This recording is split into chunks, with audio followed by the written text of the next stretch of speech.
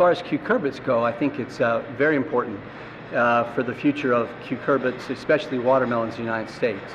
Fusarium is a soil-borne disease amongst other soil-borne diseases that we have no answer for except for the use of grafted plants. So I think it's going to be the key in the future as far as things go right now. In my talk, we talked about ways of reducing the regrowth and problems we have with grafted plants and keeping those from forming any type of regrowth. We developed a method with using a fatty alcohol that actually destroys the meristematic tissue and eliminates any chance of regrowth. That's important for anybody that produces grafted plants, to keep them from shipping any plants that by chance would have regrowth or growing back to the original rootstock material, because they are very expensive. Grafted transplants for cucurbits is going to cost about $1.30 a plant.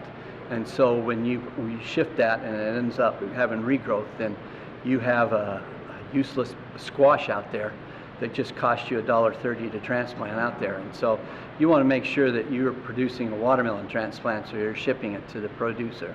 So we've developed that method. We're also looking at healing chambers and the proper use of our healing chamber. Do we need light? Do we need heat?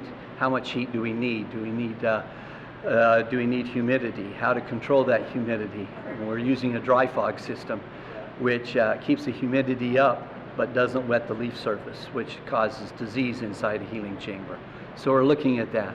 We're also looking at breeding material because right now we're using interspecific hybrid squash as the main rootstock, and that rootstock happens to be very, very susceptible to root knot nematode, and that's also a major problem in the U.S. So we're looking at rootstocks that are resistant to root knot nematode as well.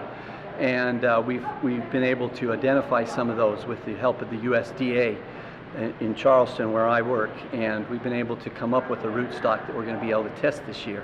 That's actually a cross between two Citroides lines, wild watermelon lines, that has both fusarium resistance and root knot nematode resistance. So we're looking at providing grafted rootstock material all over the country this year to see how it does in competition. So that's basically what we're summarizing with our work.